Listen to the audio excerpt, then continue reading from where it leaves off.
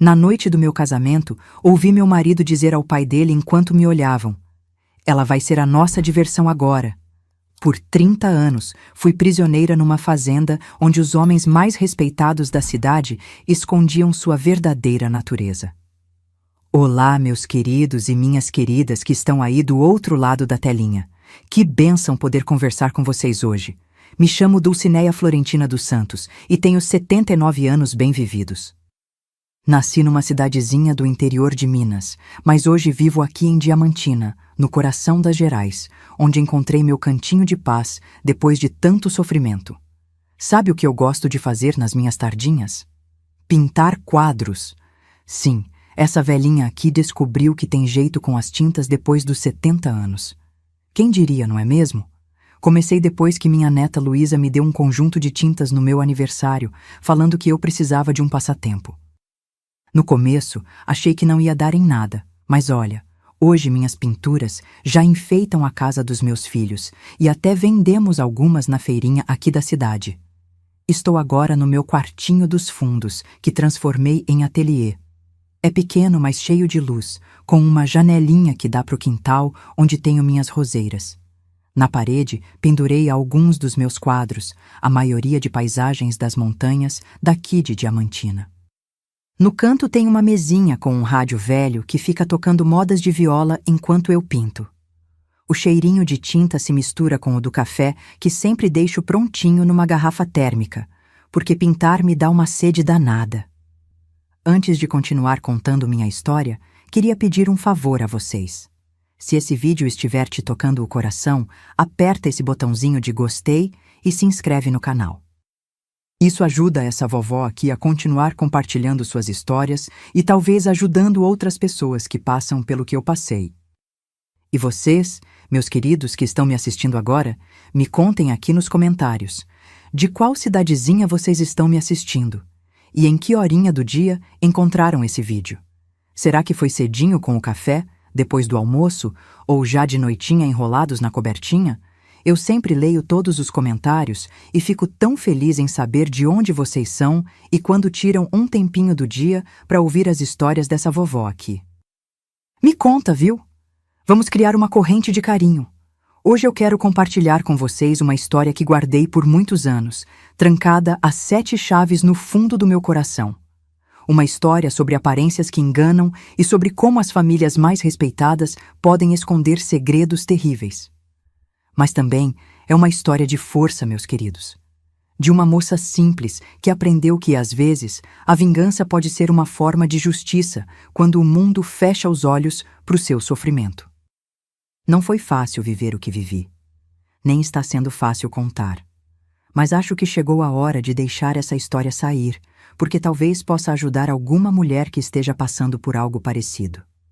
Às vezes, a gente fica presa não só por correntes que se veem, mas por aquelas invisíveis que são feitas de medo, vergonha e desamparo. Por muito tempo pensei que minha história era só minha, uma cruz que eu carregaria sozinha até o túmulo. Mas com a idade, a gente aprende que nossas dores, quando compartilhadas, podem virar luz no caminho de outras pessoas. E é isso que espero fazer hoje. Então, acomode-se aí. Pegue seu cafezinho ou seu chá e vamos voltar no tempo. Vou levar vocês para o ano de 1965, quando eu era apenas uma jovem de 19 anos, cheia de sonhos e com a cabeça povoada por ideias românticas sobre o casamento e a vida a dois. Nasci em Montalvânia, uma cidadezinha pequenininha na divisa de Minas com a Bahia em 1946. Terra de gente simples, onde todo mundo se conhecia e as portas ficavam abertas. Meu pai, Jeremias dos Santos, era carpinteiro, homem de mãos calejadas e coração macio.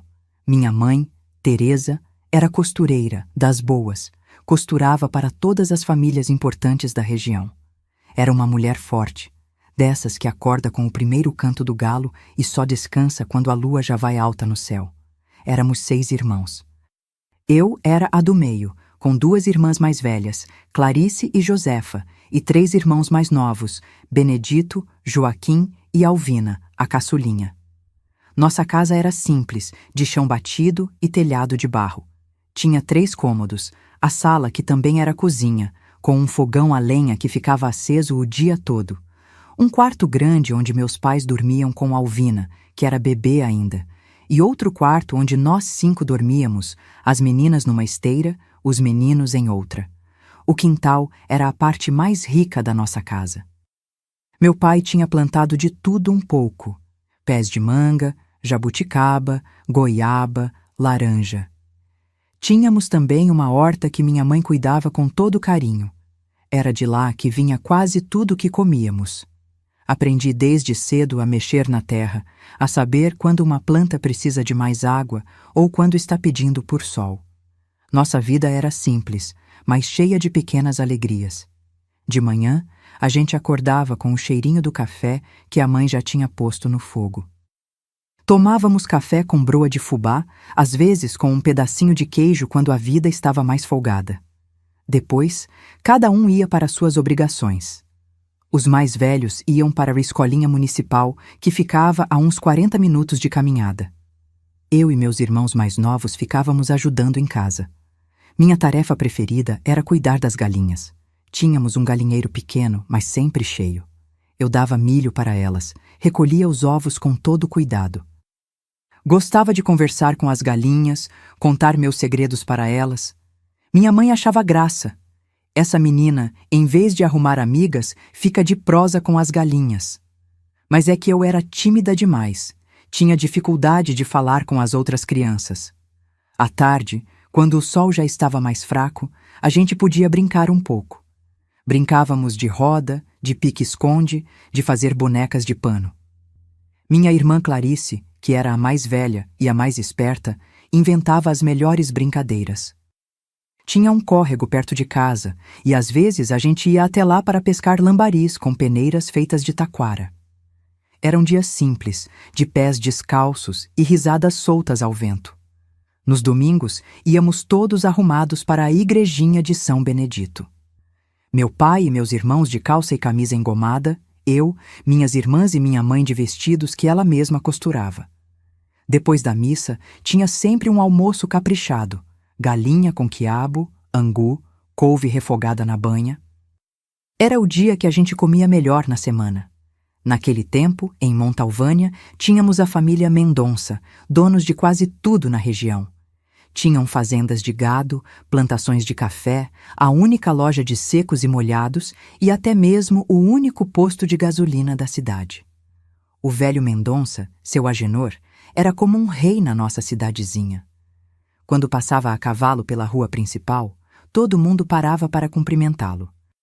Meu pai sempre dizia: "Tire o chapéu para o seu Agenor, menino. Ele é quem manda aqui." A fazenda principal dos Mendonça ficava a uns 5 quilômetros da cidade. Era um casarão enorme, todo branco, com uma varanda que cercava a casa inteira. Diziam que tinha mais de 20 quartos. Eu nunca tinha entrado lá, claro. Gente como nós só ia até a porteira para entregar encomendas ou buscar trabalho. Mas eu via o casarão de longe quando ia com meu pai levar algum móvel que ele tinha feito e achava que parecia um palácio de conto de fadas. Foi nessa fazenda que eu vi pela primeira vez o filho do seu Agenor, o Augusto Mendonça. Eu devia ter uns 12 anos. Tinha ido com meu pai, que ia entregar uma mesa nova para a sala de jantar da fazenda. Enquanto esperávamos na varanda dos fundos, vi um rapaz saindo montado num cavalo negro, tão brilhante que parecia feito de cetim. O rapaz também era bonito, parecia um príncipe daqueles das histórias. "Quem é aquele?" perguntei ao meu pai. "É o Augusto, filho do seu Agenor. Está estudando na capital para ser doutor", respondeu meu pai. E acrescentou com um tom estranho na voz, que só entendi muito depois: "Esse aí é igual ao pai. Maçã não cai longe do pé." Foi só um instante, mas aquela imagem ficou guardada na minha cabeça. O rapaz bonito no cavalo negro, como se tivesse saído de um sonho. Naquela idade, eu ainda acreditava em contos de fadas, em príncipes encantados. Não sabia que os monstros nem sempre têm aparência de monstros. Às vezes, eles se escondem atrás de sorrisos charmosos e palavras doces. A vida seguia seu curso tranquilo em Montalvânia, mas à medida que eu crescia, as coisas começaram a ficar mais difíceis. Meu pai começou a adoecer quando eu tinha 14 anos. Reumatismo, diziam. As mãos dele, tão habilidosas, começaram a entortar, a doer tanto que ele mal conseguia segurar as ferramentas. Os trabalhos foram diminuindo, o dinheiro também. Minha mãe começou a costurar de madrugada à noite para compensar. Minhas irmãs mais velhas, Clarice e Josefa, arranjaram trabalho na cidade. Uma como balconista na farmácia, outra ajudando na cozinha do único hotel da cidade. Eu passei a cuidar mais da casa e dos irmãos menores, para que minha mãe pudesse costurar mais. Foi uma época difícil. A comida às vezes era pouca, tivemos que vender quase todas as galinhas. Lembro de noites em que dormíamos mais cedo porque não havia jantar. Minha mãe dizia: "Durma, menina, que o sono alimenta." Apesar das dificuldades, continuei estudando. Ia para a escola pela manhã, voltava ao meio-dia para preparar o almoço para os irmãos menores e, à tarde, ajudava minha mãe com as costuras. Aprendi a colocar bainha, pregar botão, fazer chuleado. Minhas mãos eram pequenas, boas para os trabalhos mais delicados. Foi assim que, quando completei 17 anos, a esposa do seu Agenor, Dona Eulália, mandou chamar minha mãe. "Sua filha tem jeito para a costura?" perguntou. "Tem sim, senhora. Aprendeu comigo desde pequena", respondeu minha mãe. "Então mande-a vir trabalhar aqui na fazenda. Precisamos de uma moça para ajudar com os consertos das roupas e com as roupas de cama." Era uma oportunidade que não podíamos recusar. O salário oferecido era bom, mais do que eu poderia ganhar em qualquer outro lugar em Montalvânia. Além disso, eu moraria na fazenda, o que significava uma boca a menos para alimentar em casa. Meu pai não gostou muito da ideia. "Menina, não sei não. Aquela fazenda..." Ele começou, mas minha mãe o interrompeu. "Jeremias, não temos escolha." E assim, com o coração apertado, eu arrumei minhas poucas roupas numa trouxa e fui para a fazenda dos Mendonça. Não sabia que estava caminhando para a teia da aranha, como uma mosca inocente que não vê o perigo até que seja tarde demais. A fazenda dos Mendonça por dentro era ainda mais impressionante do que eu imaginava. Os corredores eram largos, com piso de madeira que brilhava como espelho. As paredes tinham quadros de gente importante, antepassados da família, todos com olhares severos que pareciam me seguir. Os móveis eram feitos de madeiras nobres, jacarandá e mogno, alguns vindos até de fora do país, como Dona Eulália fazia questão de contar a cada visita que recebia. Meu quartinho ficava nos fundos da casa, perto da cozinha. Era simples, mas ainda assim melhor que qualquer lugar onde eu já tinha dormido. Tinha uma cama só para mim, um armário pequeno e até uma mesinha com espelho. Nos primeiros dias, me sentia como se estivesse brincando de ser rica. Meu trabalho começava cedo. Antes mesmo do sol nascer, eu já estava de pé, ajudando a preparar o café da manhã dos patrões. Depois, ia para a sala de costura, onde passava a maior parte do dia consertando roupas, passando, dobrando. Às vezes, Dona Eulália me chamava para ajudá-la a escolher tecidos ou para fazer provas de vestidos novos que as costureiras da cidade estavam fazendo para ela. O velho Agenor Mendonça quase não parava em casa. Vivia entre as fazendas, cuidando dos negócios. Quando estava presente, a casa toda ficava em estado de alerta. Ele era exigente, gostava de tudo impecável. Tinha um jeito de olhar para as pessoas como se estivesse sempre avaliando quanto valiam. Quando olhava para mim, sentia um arrepio descendo pela espinha. Nos primeiros meses, quase não vi o filho deles, o Augusto. Soube que ele estava terminando os estudos em Belo Horizonte. Só vinha para a fazenda nas férias ou em feriados especiais. Os empregados mais antigos falavam dele em cochichos. "É a cara do pai", diziam uns. "Puxou o gênio também", completavam outros, sempre olhando para os lados, com medo de serem ouvidos. Foi numa Páscoa, em 1964, que Augusto voltou para passar uns dias na fazenda. Eu estava no Jardim dos Fundos, estendendo lençóis no varal, quando ele apareceu. Não estava montado no cavalo negro dessa vez, mas continuava bonito como eu lembrava. Talvez até mais. Aos 26 anos, Augusto Mendonça tinha se tornado um homem elegante, com um sorriso que parecia iluminar tudo ao redor. "Você é a nova ajudante de mamãe?" ele perguntou, parando a alguns passos de mim. Fiquei tão nervosa que quase derrubei o cesto de roupas. "Sim, senhor. Me chamo Dulcineia", respondi, de olhos baixos, como tinha aprendido que deveria falar com os patrões. "Não me chame de senhor, por favor. Sou Augusto", ele disse, com uma risada leve que soou como música aos meus ouvidos. Daquele dia em diante, Augusto começou a aparecer por acaso nos lugares onde eu estava trabalhando. Na sala de costura, no jardim, até na cozinha, onde normalmente os homens da família não entravam. Trazia sempre alguma desculpa, mas seus olhos não escondiam o interesse. No começo, eu tentava me esquivar.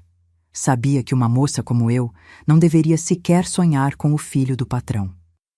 "Isso só dá problema", dizia Sinhá Rita, a cozinheira mais velha, que já tinha visto histórias parecidas acabarem mal. Mas Augusto era persistente. E charmoso, meu Deus, como era charmoso!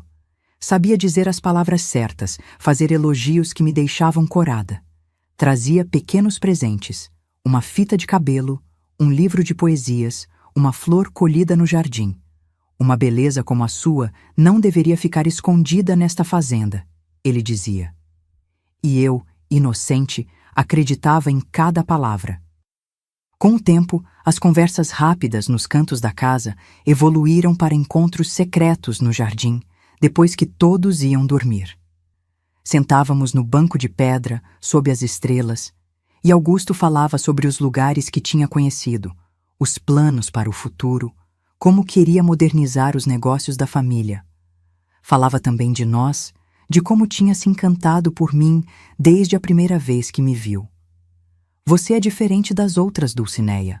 Tem uma luz própria", dizia, segurando minhas mãos entre as suas.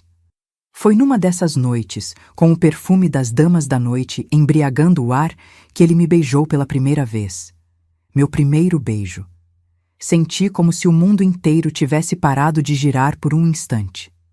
"Eu te amo", ele sussurrou no meu ouvido. E eu, já completamente apaixonada, acreditei. Os meses seguintes foram como um sonho. Augusto decidiu ficar mais tempo na fazenda, dizendo ao pai que queria aprender mais sobre a administração dos negócios. Na verdade, ficava para estar perto de mim. Nossos encontros continuavam secretos, embora eu desconfiasse que alguns empregados sabiam. Sinhá Rita me olhava com uma mistura de pena e preocupação. Uma vez chegou a dizer: "Menina, cuidado com o que está fazendo. Homem rico não casa com moça pobre." Mas eu estava cega de amor, surda para qualquer conselho. Em setembro de 1964, aconteceu algo que mudou tudo. Fui à cidade visitar minha família, como fazia uma vez por mês. Meu pai estava pior, quase não conseguia mais sair da cama. Minha mãe parecia ter envelhecido 10 anos naqueles meses. Mesmo com o dinheiro que eu mandava, a situação em casa era difícil. Foi quando decidi contar sobre Augusto. "Mãe, tem um moço interessado em mim", comecei, enquanto ajudava a lavar a louça do almoço. Minha mãe me olhou com aqueles olhos cansados. "Que moço, menina?"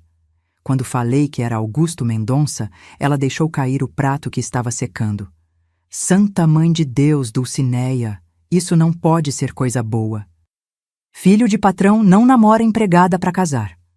Mas eu insisti que era diferente, que Augusto me amava de verdade. Contei sobre os encontros, os presentes, as promessas. Meu pai, ouvindo da cama, pediu que me aproximasse. "Filha", disse ele com a voz fraca, "homem que esconde o namoro não tem boas intenções." Fiquei chateada. Esperava que meus pais ficassem felizes por mim, que vissem a chance de uma vida melhor que estava se abrindo. Quando voltei para a fazenda, determinada a provar que todos estavam enganados, falei para Augusto sobre a conversa com meus pais. Para minha surpresa, ele não ficou bravo. Pelo contrário, sorriu daquele jeito que fazia meu coração acelerar. "Eles têm razão em se preocupar", disse. "É hora de fazer as coisas do jeito certo." E então, ajoelhando-se na minha frente, pegou minhas mãos. Dulcineia dos Santos, você quer se casar comigo?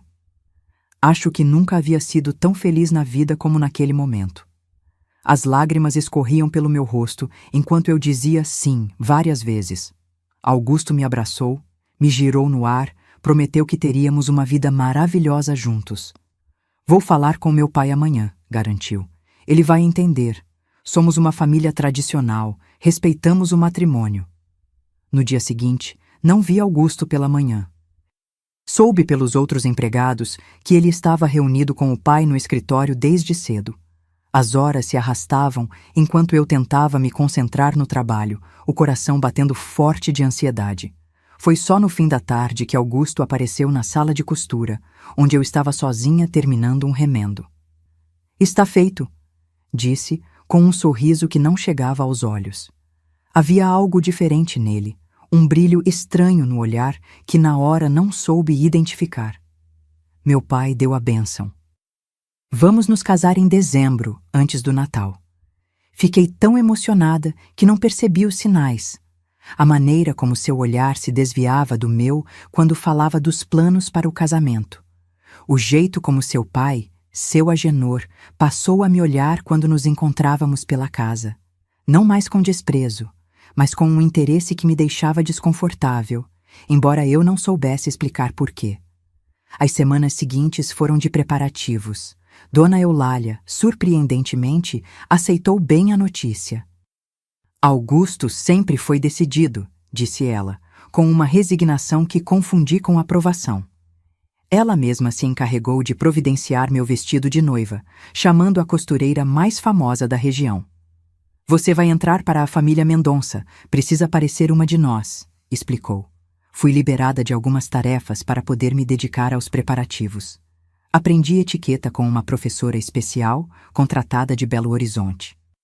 Aprendi a usar os talheres certos, a conversar sobre assuntos adequados, a me portar como uma senhora da sociedade.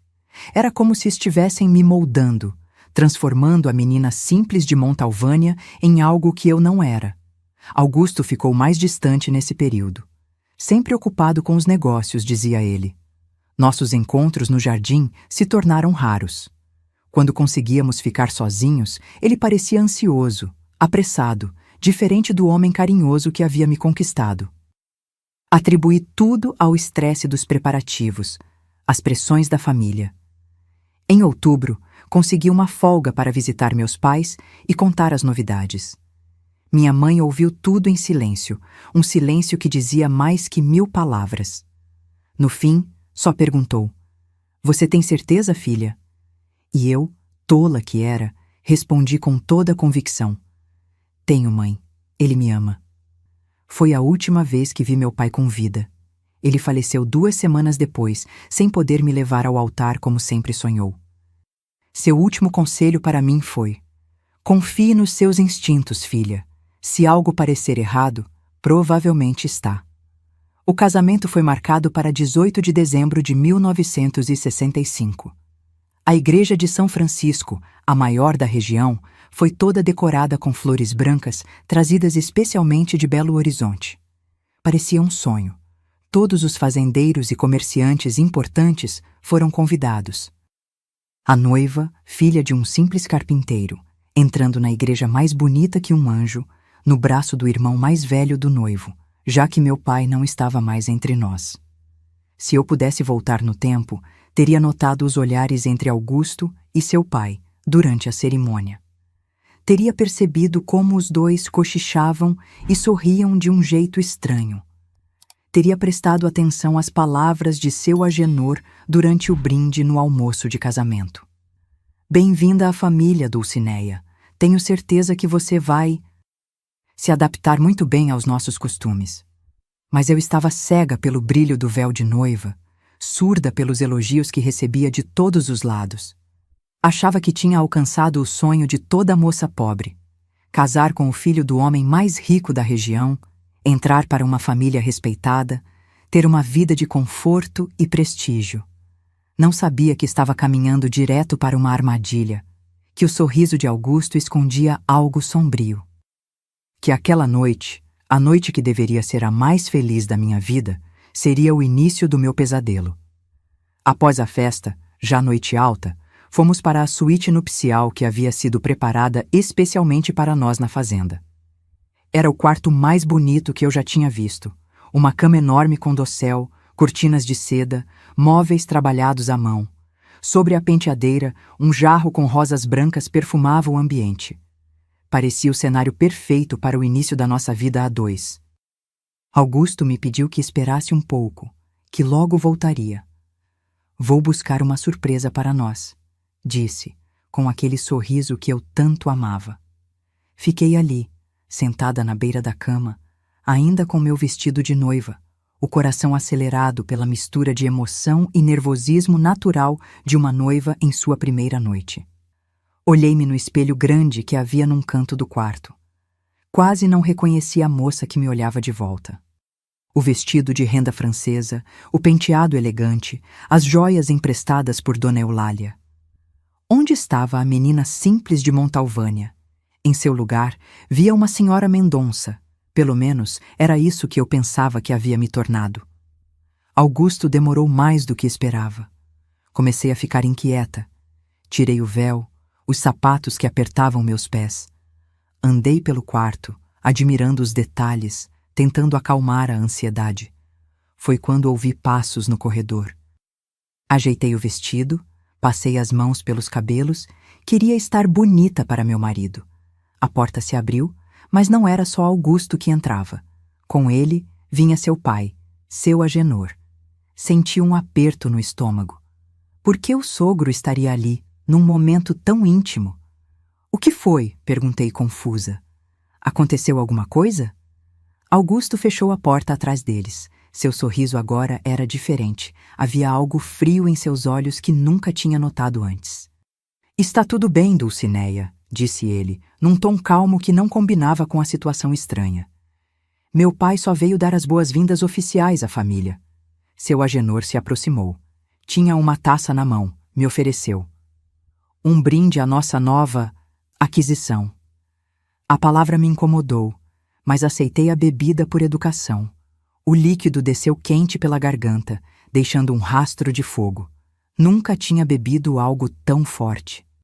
Sabe, Dulcineia, começou Agenor, andando pelo quarto como se fosse o dono. E de fato era. Na família Mendonça temos algumas tradições. Ele parou atrás de mim, tão perto que pude sentir seu hálito no meu pescoço. Tradições que mantêm nosso espírito de família. Olhei para Augusto, esperando que ele explicasse o que estava acontecendo, que pedisse ao pai para nos deixar a sós. Mas ele apenas observava, com um meio sorriso nos lábios, como se esperasse por algo. Foi quando percebi que a bebida começava a me afetar. Uma tontura leve, os membros pesados. O que tinha nessa bebida? Consegui perguntar. Apenas algo para relaxar, respondeu Augusto, aproximando-se também. Para sua primeira experiência na família. O modo como ele disse experiência me causou um calafrio. Foi nesse momento que entendi. Havia caído numa armadilha. O casamento, as promessas de amor, tudo fazia parte de um plano. O que aconteceu naquela noite está gravado na minha alma como uma cicatriz que nunca desapareceu completamente. As mãos do meu sogro em lugares onde só meu marido deveria tocar. A voz de Augusto incentivando, com palavras que nunca imaginei ouvir dele. E a frase que destruiu qualquer ilusão de amor que eu ainda pudesse ter. Abusa mais, pai. Ela vai ser a nossa diversão agora. Quando finalmente me deixaram sozinha, horas depois, eu estava quebrada. Não apenas meu corpo, mas principalmente minha alma. Enrolada nos lençóis manchados, chorei até não ter mais lágrimas. Como pude ser tão cega? Como não percebi os sinais? As palavras do meu pai ecoavam na minha mente. Confie nos seus instintos, filha. Se algo parecer errado, provavelmente está. Pensei em fugir naquela mesma noite. Mas para onde iria? Meu pai havia falecido, minha família mal tinha condições de se sustentar. E eu era agora, aos olhos da sociedade, a senhora Mendonça, esposa do herdeiro da família mais poderosa da região. Quem acreditaria nas minhas palavras contra as deles? Na manhã seguinte, Augusto agiu como se nada de anormal tivesse acontecido. Trouxe-me café na cama, perguntou se eu havia dormido bem, falou sobre os planos para o dia. Seus olhos, porém, tinham aquele brilho frio que eu agora reconhecia. Não era amor o que via ali, era poder. O prazer doentio de ter completo controle sobre alguém. As semanas seguintes foram como viver num pesadelo do qual eu não conseguia acordar. Durante o dia, diante dos empregados e visitantes, éramos o casal perfeito. Augusto, o marido atencioso. Eu, a jovem esposa feliz por ter feito um bom casamento. Mas quando as portas se fechavam, a máscara caía. Descobri que o ritual de iniciação não tinha sido um evento isolado. Era apenas o começo de um padrão que se repetiria muitas vezes. Pai e filho compartilhavam não apenas os negócios, mas também um prazer doentio em humilhar e subjugar. E eu era agora a vítima preferencial desse jogo perverso. Tentei resistir no início. Gritei, implorei, lutei. Isso apenas os incentivava mais. Gosto quando elas têm um pouco de espírito, dizia seu Agenor. Torna tudo mais interessante. Com o tempo, aprendi que a resistência aberta apenas piorava tudo. Comecei a me desligar, a sair do meu próprio corpo durante aqueles momentos. Era a única forma de sobreviver. Não tinha com quem contar.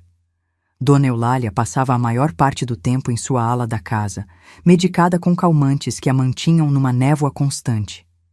Agora eu entendia por quê. Ela sabia.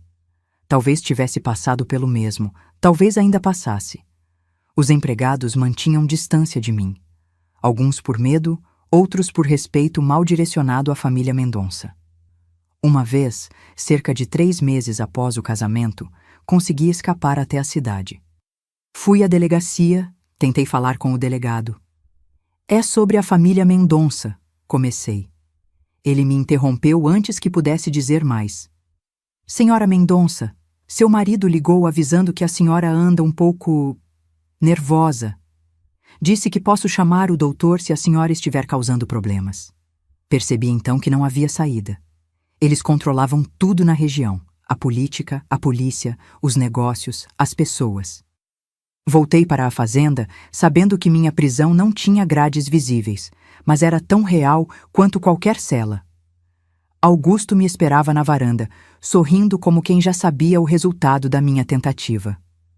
Você ainda não entendeu, querida? Disse ele, segurando meu braço com força suficiente para deixar marcas. Você é propriedade dos Mendonça agora, para sempre. O isolamento foi ficando cada vez maior. Não podia mais visitar minha família sem a companhia de Augusto ou de algum empregado de confiança. Minhas cartas eram lidas antes de serem enviadas. O telefone só podia ser usado sob supervisão. Minha vida inteira passou a ser controlada, cada minuto, cada movimento. Quando descobri que estava grávida, 6 meses após o casamento, tive sentimentos conflitantes. Por um lado, havia o horror de carregar o filho de um homem que eu agora desprezava. Por outro, uma pequena esperança de que um bebê mudasse as coisas, que trouxesse alguma humanidade de volta para aquela casa. Que tolice! A notícia da gravidez apenas aumentou o controle sobre mim. Agora você carrega o futuro dos Mendonça, disse seu Agenor, colocando a mão sobre minha barriga ainda plana, num gesto que me causou repulsa. Precisamos ter certeza que tudo correrá bem. Um médico foi contratado para ficar na fazenda, monitorando cada aspecto da gravidez. Não podia mais sair, nem mesmo para caminhar no jardim sem companhia. O pior de tudo era a solidão. Não apenas a física, mas a emocional. Não tinha ninguém com quem compartilhar meu desespero, ninguém que soubesse a verdade sobre o que acontecia por trás das paredes grossas daquela fazenda. À noite, deitada na cama ao lado do homem que eu julgara amar, rezava em silêncio. às vezes pedindo por libertação, outras vezes pela morte, que parecia ser a única saída possível. Foi durante a gravidez que comecei a notar coisas sobre os negócios da família. O quarto onde eu passava a maior parte do tempo ficava próximo ao escritório onde Augusto e o pai se reuniam com seus associados. As paredes eram grossas, mas se eu encostasse um copo de vidro na parede e colocasse o ouvido do outro lado, conseguia ouvir parte das conversas. Não entendi tudo no início. Falavam em códigos, usavam termos que eu desconhecia. Mas com o tempo, comecei a juntar as peças. Os Mendonça não eram apenas fazendeiros e comerciantes. Havia algo muito maior por trás da fachada de família tradicional. Contrabando, documentos falsos, negócios com políticos corruptos, lavagem de dinheiro. O império deles era construído sobre crimes que, se descobertos, destruiriam toda a reputação e poder que ostentavam. Aquele conhecimento não me servia de nada naquele momento. Estava fraca demais, vigiada demais para fazer qualquer coisa com as informações. Mas guardei tudo na memória, cada nome mencionado, cada negócio suspeito. Se um dia tivesse chance, seria minha única arma contra eles. Meu filho nasceu em janeiro de 1967, após um parto difícil. Um menino saudável, com os olhos do pai, mas que eu amei imediatamente, apesar de tudo. Chamei-o de Gabriel, nome de um anjo, na esperança de que ele fosse diferente, que não carregasse a maldade dos Mendonça no sangue. Por um breve momento, com Gabriel nos braços, senti um propósito novo. Não podia desistir agora. Tinha alguém que dependia de mim, alguém que eu precisava proteger. Mas logo percebi que nem mesmo meu filho seria realmente meu naquela casa. Seu Agenor fez questão de deixar isso claro logo na primeira vez que viu o neto. Ele será criado como um verdadeiro Mendonça, declarou, olhando para o bebê com um orgulho possessivo que me causou arrepios. Nós cuidaremos da educação dele. Ele precisa entender desde cedo o legado que carrega. Entendi então que, a menos que encontrasse uma saída, meu filho repetiria o ciclo. Seria moldado à imagem do pai e do avô, ensinado a ver as pessoas, especialmente as mulheres, como objetos, propriedades a serem usadas e descartadas. Não podia permitir isso. De alguma forma, precisava quebrar aquele ciclo de horror. Mas como? A resposta começou a se formar lentamente, nas longas noites em que ficava acordada, ouvindo a respiração do meu bebê no berço ao lado da cama. Precisava ser paciente. Precisava observar, aprender, reunir informações. E, acima de tudo, precisava fazer com que eles baixassem a guarda, que parassem de me ver como uma ameaça. E assim comecei minha longa encenação. Tornei-me a esposa perfeita, submissa, resignada com seu destino. Nunca mais tentei resistir, nunca mais chorei onde pudessem ver. Sorria quando esperavam que sorrisse, agradecia pelas atenções que me davam, fingia aceitação. Por fora, era a senhora Mendonça, orgulhosa de seu status. Por dentro, calculava cada passo da minha vingança. Os anos seguintes foram um exercício diário de paciência e dissimulação. Cada sorriso falso, cada palavra doce dita a quem eu desprezava, era como engolir veneno. Mas eu engolia, pois sabia que minha sobrevivência, e mais importante, a de Gabriel, dependia disso. Meu filho crescia rápido demais. Aos 3 anos, em 1970, já mostrava a inteligência viva que, apesar de tudo, havia herdado do pai. Seus olhos curiosos observavam tudo. Suas perguntas, muitas vezes, me deixavam sem resposta. "Por que o vovô grita com você, mamãe?" Ele perguntou uma vez, depois de presenciar uma das humilhações a que eu era submetida diariamente. Engoli o nó na garganta e respondi: "Às vezes os adultos falam alto quando estão preocupados, meu amor." Como explicar o inexplicável a uma criança? Conforme fingia a aceitação, percebi que a vigilância sobre mim diminuía gradualmente. Augusto e seu Agenor começaram a me ver menos como uma ameaça e mais como um objeto permanente, algo que estaria sempre ali, disponível para seu entretenimento perverso. Essa falsa sensação de segurança deles foi minha primeira pequena vitória. Comecei a prestar mais atenção às conversas no escritório. Agora que me julgavam domada, às vezes falavam de negócios na minha presença, como se eu fosse invisível ou incapaz de compreender. Anotava mentalmente cada nome, cada valor, cada transação suspeita. O quebra-cabeça dos negócios escusos dos Mendonça ia se formando na minha mente.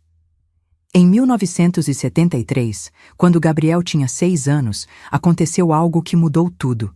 Seu Agenor trouxe para casa um jovem contador, Ernesto Vieira, recém-formado em Belo Horizonte. Era um rapaz magro, de óculos, aparentemente tímido, que havia sido contratado para organizar as contas da família. Na realidade, seu trabalho era criar uma contabilidade paralela para esconder os ganhos ilegais. Ernesto era diferente dos outros homens que frequentavam a fazenda. Não tinha aquele ar arrogante, aquela cumplicidade silenciosa com os segredos dos Mendonça. Quando me olhava, havia algo em seus olhos, respeito, talvez até compaixão. Percebi que ele notava as marcas que eu às vezes não conseguia esconder completamente. Os hematomas disfarçados com pó de arroz e mangas compridas mesmo no calor. Uma tarde, enquanto eu servia café no escritório durante uma reunião, nossas mãos se tocaram brevemente quando ele pegou a xícara. Deixou cair um pequeno papel na bandeja. "Me procure quando puder", dizia a nota, com um número de telefone.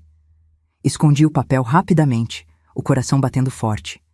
Era arriscado demais, para mim e para ele. Mas também era a primeira oferta real de ajuda em quase 8 anos de prisão. Demorei semanas para criar coragem e uma oportunidade.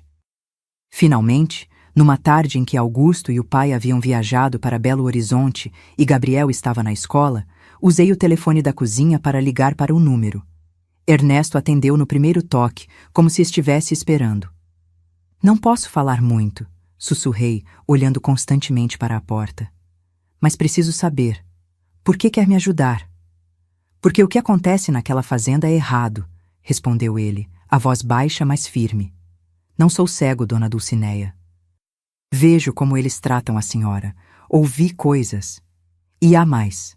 Esses homens não são apenas cruéis, são criminosos." "Eu sei", respondi. "Venho ouvindo há anos." "Tenho provas", disse ele então. Documentos, registros de transações ilegais. Só precisava de alguém de dentro para confirmar o que já suspeitava.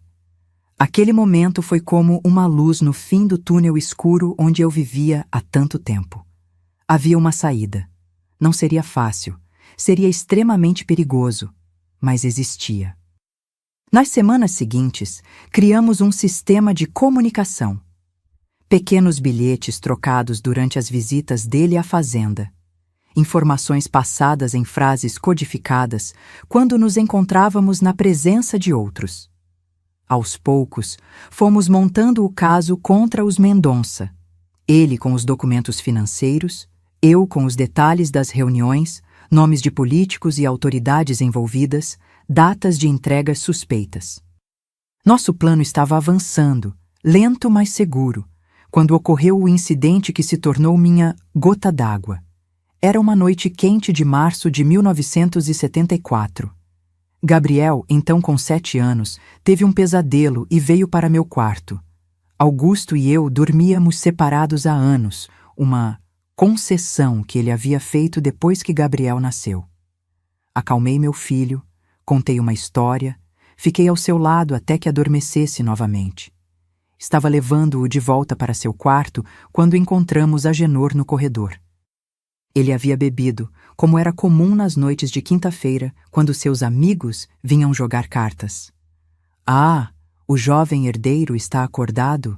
perguntou, com aquele sorriso que eu conhecia tão bem e que sempre me causava arrepios. Já está na hora de começar a aprender algumas coisas sobre ser um homem. Ele estendeu a mão para tocar o rosto de Gabriel. Algo dentro de mim explodiu naquele momento. Todo o medo, toda a raiva contida por anos, veio à tona como uma tsunami. "Não toque no meu filho", disse com uma voz que não parecia minha, afastando Gabriel para trás de mim. O sorriso de Agenor desapareceu. Parece que alguém esqueceu seu lugar, rosnou. Avançou para mim, mas eu não recuei. Pela primeira vez em quase uma década, não me encolhi diante dele. Vá para seu quarto, Gabriel, ordenei, sem tirar os olhos de Agenor. Agora. Meu filho, assustado, correu pelo corredor. Assim que ele desapareceu, Agenor me agarrou pelo braço, torcendo-o com força. Você nunca mais vai falar comigo desse jeito, sibilou. Nunca mais vai impedir que eu faça o que quiser nesta casa, inclusive com aquele menino. O que aconteceu em seguida é um borrão na minha memória. Lembro de gritar, de lutar com uma força que não sabia que tinha. Lembro do som de vidro quebrando, um vaso que derrubamos durante a luta. Lembro de Augusto aparecendo, do choque em seu rosto ao ver a cena. Sua esposa, submissa, enfrentando o patriarca da família. A punição foi imediata e brutal. Fui trancada no porão da casa, um lugar úmido e escuro, onde normalmente guardavam ferramentas e produtos da fazenda. Sem comida, sem água, apenas com os ratos e as baratas como companhia. Talvez alguns dias aqui te ensinem a ser grata pelo teto que te demos, disse Augusto, fechando a pesada porta de madeira. Não sei quantos dias passei naquele porão. Perdi a noção do tempo na escuridão quase completa. Meu corpo doía pelas agressões. Minha boca estava seca pela sede. Mas pior que tudo era a preocupação com Gabriel. O que estariam dizendo a ele? Que eu havia fugido? Que estava doente? Ou a verdade terrível, que sua mãe estava sendo punida por desafiar a autoridade da casa? Em algum momento, ouvi a porta se abrir. Era noite, pude perceber pela escuridão lá fora. Uma figura entrou sorrateiramente. Não Augusto ou Agenor, mas Ernesto. Trazia uma garrafa de água, um pão e, mais importante, notícias. Seu filho está bem, sussurrou, enquanto eu bebia a água avidamente. Disseram a ele que a senhora está doente, em quarentena. Mas não podemos esperar mais. Temos que agir agora. Com dificuldade, expliquei a ele meu maior medo. Se eu fugir, nunca mais verei Gabriel. Eles nunca permitirão que eu o leve e nunca me deixarão vê-lo novamente. Ernesto segurou minhas mãos trêmulas. Não é uma fuga que estou propondo, dona Dulcineia. É justiça. Tenho todas as provas agora. Documentos, gravações, tudo o que a Polícia Federal precisa para derrubar o império deles. Mas precisamos agir rápido, antes que descubram o que estamos fazendo. Foi ali, naquele porão escuro, suja e ferida, que tomei a decisão final. Não fugiria. Não abandonaria meu filho. Destruiria os Mendonça com suas próprias armas, o dinheiro e o poder que tanto prezavam. O que precisamos fazer? Perguntei, sentindo uma determinação fria substituir o medo. O plano era ousado. Ernesto tinha um amigo jornalista em Porto Alegre que trabalhava para um grande jornal e contatos na Polícia Federal, que vinha investigando crimes financeiros no estado há meses.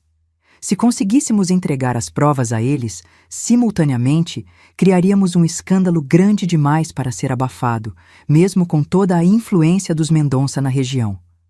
Mas como vou sair daqui? Perguntei. E como podemos garantir que Gabriel estará seguro? Vou tirá-la hoje à noite, disse ele. Diremos que estamos indo buscar remédios na cidade. Quanto ao seu filho, não podemos levá-lo agora, seria muito arriscado. Mas assim que as prisões acontecerem, você poderá buscá-lo legalmente. Será a primeira coisa que faremos. Naquela noite, com o coração partido por deixar Gabriel para trás, mesmo que temporariamente, saí da fazenda dos Mendonça pela primeira vez em anos. Ernesto havia convencido Augusto que eu precisava de antibióticos específicos, que só poderiam ser encontrados na farmácia da cidade. Como eu estava fraca demais para ir sozinha, ele se ofereceu para me levar. Se não voltar em 2 horas, saberei que tentou alguma coisa, ameaçou Augusto. E você sabe o que acontecerá com o menino. Saímos no carro de Ernesto, fingindo ir para a cidade. Mas assim que estávamos longe o suficiente da fazenda, pegamos a estrada para Belo Horizonte. Era a primeira fase do nosso plano. De lá, pegaríamos um avião para Porto Alegre, onde o jornalista e os agentes federais nos aguardavam. Olhando pela janela do carro para a noite escura, com as estrelas brilhando no céu de Minas Gerais, fiz uma promessa silenciosa a Gabriel. Mamãe vai voltar, meu amor, e quando eu voltar, seremos livres, para sempre. A viagem para Porto Alegre foi a mais longa da minha vida. Cada quilômetro que nos afastava de Montalvânia era um quilômetro a mais longe de Gabriel. Mesmo sabendo que era o único caminho possível, meu coração de mãe sangrava de preocupação. Ernesto percebia minha aflição e tentava me confortar. É questão de dias, dona Dulcineia. Logo teremos seu filho de volta. Chegamos a Porto Alegre numa manhã cinzenta de abril. A cidade grande, com seus prédios altos e ruas movimentadas, me assustou. Eu, que passei os últimos 8 anos confinada numa fazenda, mal me lembrava como era o mundo lá fora. Ernesto me levou diretamente para o apartamento de seu amigo jornalista, Cláudio Ferreira, que trabalhava no Correio do Povo, um dos jornais mais influentes do sul do país. Cláudio era um homem de meia idade, com olhos aguçados que pareciam enxergar através das pessoas. Quando me viu, magra, ferida e assustada, sua expressão endureceu. "O que fizeram com você?" perguntou, a voz carregada de indignação. Foi a primeira vez que alguém, além de Ernesto, demonstrou verdadeira preocupação com o que eu havia passado. Sentada na pequena sala do apartamento, contei minha história. Não omiti nada. Os abusos, as humilhações, o controle absoluto que os Mendonça exerciam sobre minha vida. Falei do meu filho, das ameaças veladas que faziam sobre o que poderia acontecer com ele. E, finalmente, detalhe por detalhe, expus os negócios ilegais da família, as fazendas usadas para lavagem de dinheiro, os políticos comprados, os documentos falsificados, o contrabando que cruzava a fronteira com a Bahia. Cláudio gravava tudo, fazendo perguntas ocasionais para esclarecer algum ponto. Quando terminei, já era noite. Ele desligou o gravador e disse com firmeza: "Isso não é apenas uma reportagem, é caso de Polícia Federal." No dia seguinte, Ernesto chegou com 2 homens sérios, vestidos com ternos discretos. Apresentaram-se como agentes da Polícia Federal, da Divisão de Crimes Financeiros. Tive que recontar toda a história, agora com mais detalhes sobre datas, valores, nomes. Ernesto complementava com os documentos que havia copiado secretamente ao longo dos meses: balanços falsos, recibos adulterados, contratos de fachada. "O que acontece agora?" perguntei, depois de horas respondendo perguntas. "Precisamos agir rápido e com precisão", respondeu o agente mais velho, que se chamava Teodoro. "Os Mendonça são poderosos, têm conexões. Se suspeitarem que estamos chegando, podem destruir provas, transferir dinheiro para contas no exterior, até mesmo fugir do país." O plano que elaboramos era ousado.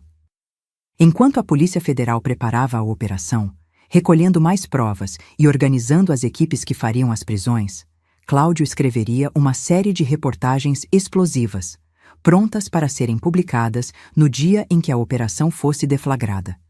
O impacto simultâneo da ação policial e da exposição na mídia tornaria impossível qualquer tentativa de abafar o caso. Mas eu tinha uma preocupação ainda mais urgente: Gabriel. "Quanto tempo até poderem buscar meu filho?" perguntei ansiosa. A resposta não foi o que eu esperava. "Senhora Dulcineia, entendemos sua preocupação", disse Teodoro. "Mas não podemos simplesmente entrar na fazenda e tirar o menino de lá. Seria sequestro aos olhos da lei. Legalmente, ele está sob a guarda do pai." "Mas vocês não entenderam? Meu filho está em perigo!" exclamei desesperada. "É por isso que vamos acelerar tudo", garantiu o agente. "Assim que tivermos os mandados de prisão, uma equipe especial irá garantir a segurança do seu filho. Mas precisamos de mais alguns dias." Aqueles foram os dias mais longos da minha vida. Hospedada num pequeno hotel no centro de Porto Alegre, sob proteção discreta dos agentes federais, eu mal conseguia dormir, imaginando o que poderiam estar dizendo a Gabriel sobre meu desaparecimento. Rezava para que Augusto estivesse tão preocupado em esconder os rastros dos seus crimes que não tivesse tempo para descontar sua raiva no nosso filho. Cláudio vinha me visitar diariamente, com novas perguntas para suas reportagens. Um dia, trouxe uma proposta diferente. Quero incluir seu depoimento completo, Dulcineia, com seu nome, sua foto. Seu rosto humanizará essa história, mostrará que não estamos falando apenas de crimes financeiros, mas de vidas destruídas. Hesitei. Expor minha história publicamente significava expor também minha vergonha, meu sofrimento mais íntimo. Mas então pensei em quantas outras mulheres poderiam estar vivendo situações semelhantes, presas em casamentos que eram prisões, silenciadas pelo medo e pela vergonha. Farei isso, decidi, mas com uma condição, que você não publique nada que possa ferir meu filho, agora ou no futuro. Cláudio concordou, e na manhã seguinte veio com um fotógrafo. Fiz questão de ser fotografada de frente, olhando diretamente para a câmera, sem esconder as marcas que ainda tinha no rosto. Quero que vejam o que eles fizeram, expliquei. Quero que saibam que sobrevivi. Finalmente, após 10 dias de preparação intensa, Teodoro chegou ao hotel com a notícia que eu tanto esperava. É amanhã. Os mandados foram expedidos. Equipes estão se posicionando em Montalvânia e em Belo Horizonte, onde Agenor Mendonça está neste momento. Passei a noite em claro, rezando. Às 6 da manhã, Teodoro ligou. A operação havia começado. Às 7, o primeiro jornal extra do Correio do Povo estava nas ruas, com a manchete que mudaria para sempre a história de Montalvânia. Império do crime, a verdadeira face dos Mendonça. O que aconteceu nas horas seguintes parecia um filme. As notícias chegavam em sequência. Agenor Mendonça preso em seu quarto de hotel em Belo Horizonte. Augusto tentando resistir à prisão na fazenda, sendo contido pelos agentes. Políticos e funcionários públicos ligados ao esquema sendo detidos em suas casas e escritórios. Documentos, dinheiro vivo e até armas ilegais apreendidos em várias propriedades da família. E, finalmente, a notícia que eu mais esperava. Gabriel estava seguro. Uma assistente social o acompanhava, e estavam a caminho de Belo Horizonte, onde eu deveria encontrá-los. O reencontro com meu filho, no escritório da Polícia Federal em Belo Horizonte, foi o momento mais emocionante da minha vida. Gabriel correu para meus braços assim que me viu, chorando e perguntando onde eu tinha estado. Mamãe teve que resolver algumas coisas importantes, meu amor, expliquei, segurando seu rostinho entre minhas mãos. Mas agora estou aqui e nunca mais vou te deixar. Nos dias que se seguiram, o escândalo dos Mendonça dominou os noticiários de todo o país. As reportagens de Cláudio, publicadas em série, revelavam cada detalhe sórdido do império criminoso. Meu depoimento, com foto e tudo, apareceu na terceira reportagem da série, sob o título A Prisioneira da Fazenda, o lado humano do Império Mendonça. A reação do público foi avassaladora. Recebi centenas de cartas de apoio, principalmente de mulheres que se identificavam com partes da minha história. Algumas relatavam abusos semelhantes, outras agradeciam por dar-lhes coragem para buscar ajuda. Percebi que minha dor, compartilhada, estava se transformando em algo maior que eu mesma. O julgamento dos Mendonça foi um dos mais longos e complexos da história judicial da região. Agenor foi condenado a 28 anos de prisão por crimes que iam desde sonegação fiscal até formação de quadrilha. Augusto recebeu 22 anos com agravantes por coação de testemunhas. Ele havia tentado subornar empregados da fazenda para que negassem meu testemunho. Quanto a mim e Gabriel, começamos uma nova vida. Com a ajuda de Cláudio e de uma organização de apoio a mulheres vítimas de violência, consegui um pequeno apartamento em Belo Horizonte e um emprego como assistente numa loja de roupas. Não era muito, mas era nosso, e, acima de tudo, éramos livres. Foram anos difíceis de reconstrução. Gabriel tinha pesadelos frequentes, e eu também. Ambos precisamos de acompanhamento psicológico para processar o trauma. mas estávamos juntos, e a cada dia aprendíamos um pouco mais sobre como viver sem medo. O caso Mendonça continuou repercutindo por anos. Inspirou mudanças em leis sobre violência doméstica. O livro que Cláudio escreveu sobre o caso tornou-se um best-seller, e parte dos lucros foi doada para instituições que ajudavam mulheres em situação de violência. Em 1980, 6 anos após a queda dos Mendonça, recebi um convite inesperado. Uma escola em Diamantina, Minas Gerais, procurava uma professora assistente para aulas de costura e artesanato. Era uma oportunidade de recomeçar em uma cidade onde ninguém conhecia minha história, onde Gabriel e eu poderíamos ser apenas mais uma família, sem o peso do passado nos perseguindo. Aceitamos o convite e nos mudamos para Diamantina. Gabriel tinha 13 anos então.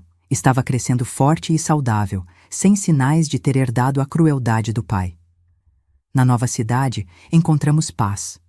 Fiz amizades verdadeiras, aprendi a confiar novamente nas pessoas. Gabriel prosperou na escola, mostrando um talento especial para matemática e ciências. Anos mais tarde, quando Gabriel já estava na faculdade em Belo Horizonte, estudando direito ironicamente com o sonho de ajudar pessoas que, como nós, haviam sido vítimas de poderosos, recebi a notícia. Agenor Mendonça havia morrido na prisão. Não senti alegria nem tristeza. Apenas um estranho alívio, como se um capítulo escuro finalmente tivesse sido encerrado. Augusto continuou cumprindo sua pena.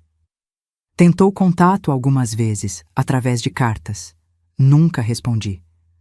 Algumas feridas são profundas demais para serem curadas por palavras. Alguns perdões estão além da minha capacidade. O que pude fazer foi seguir em frente, construindo algo bom a partir das ruínas que eles haviam deixado. E assim, com paciência e persistência, reconstruí minha vida. Não mais como a senhora Mendonça, nem como a vítima cuja foto apareceu nos jornais, mas como Dulcineia dos Santos, uma mulher que aprendeu que a maior vingança contra aqueles que tentam destruí-la é viver bem, com dignidade e paz. Diamantina se tornou meu verdadeiro lar. Nestas ruas de pedra, entre casarões coloniais e igrejas antigas, encontrei a paz que tanto busquei. Hoje, aos 79 anos, acordo cedo todos os dias, com o primeiro canto dos passarinhos. Faço um café forte do jeito mineiro e sento na varanda dos fundos para apreciar o amanhecer pintando de dourado as montanhas que cercam a cidade. Minha casa é pequena, mas aconchegante, no bairro da Palha. Tenho um jardim onde cultivo rosas de todas as cores, manjericão, alecrim e até um pé de jabuticaba que dá frutos 2 vezes por ano.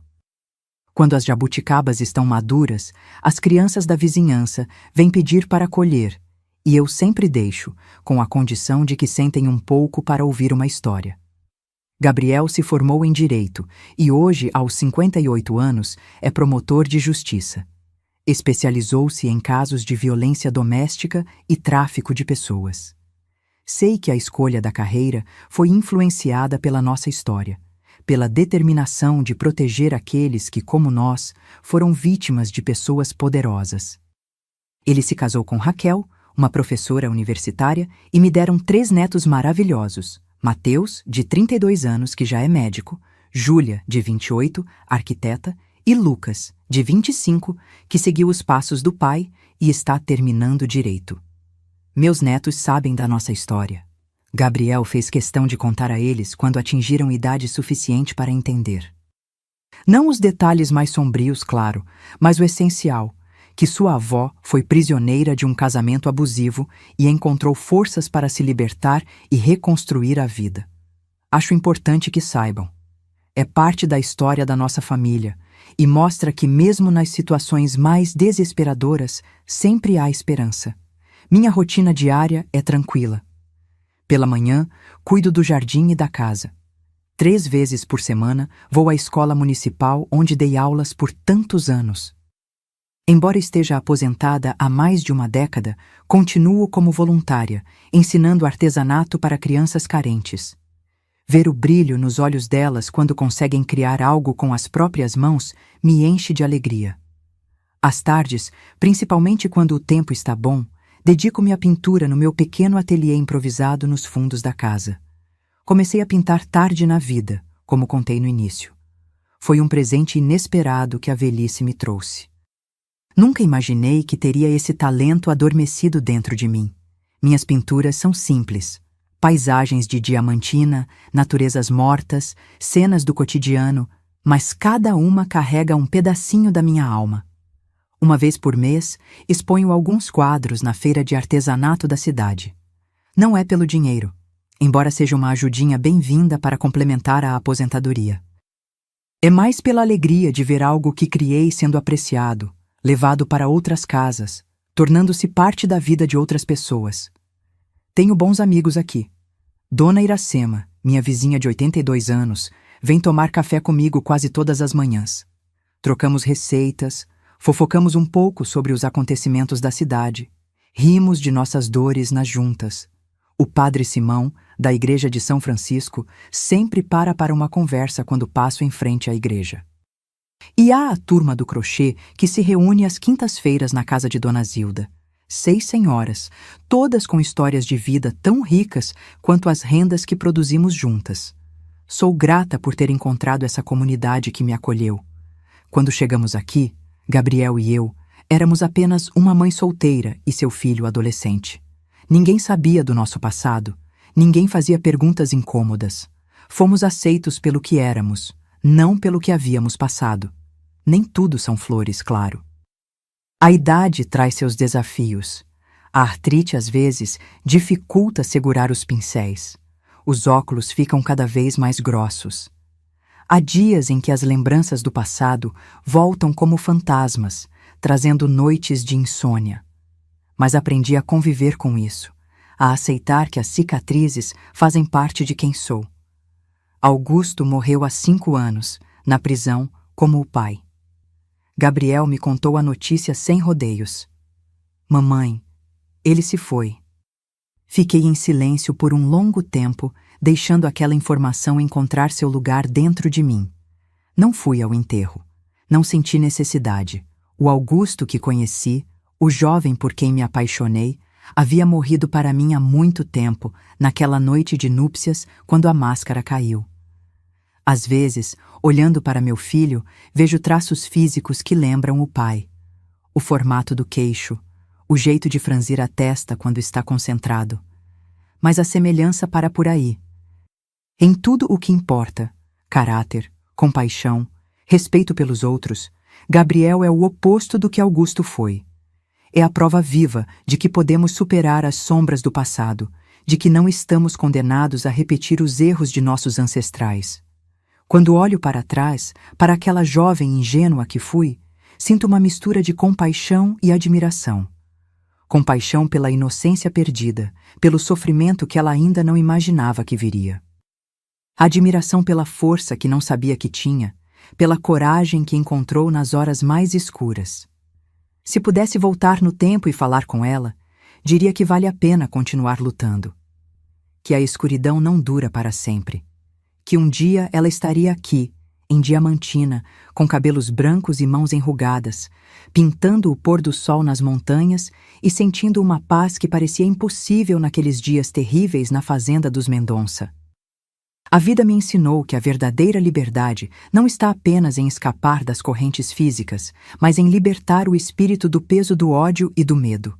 Hoje, pinto não porque quero esquecer o passado, mas porque aprendi a transformar a dor em beleza, o sofrimento em cores que contam uma história de superação. Meus queridos que chegaram até aqui comigo, obrigada por ouvirem a história desta velha senhora. Se há uma lição que quero deixar para vocês, é que nunca é tarde para recomeçar. Nunca é tarde para dizer basta a uma situação que nos diminui, que nos machuca, que nos rouba a dignidade. Se você está passando por algo parecido com o que vivi, saiba que não está sozinho ou sozinha. O primeiro passo é o mais difícil, reconhecer que o que acontece não é normal, não é amor, não é algo que você mereça. O segundo passo é ainda mais assustador, buscar ajuda. Mas acredite em mim quando digo que há pessoas boas no mundo, dispostas a estender a mão, assim como Ernesto fez comigo tantos anos atrás. Aprendi que a idade não define nossa força, mas sim nossa capacidade de recomeçar cada dia.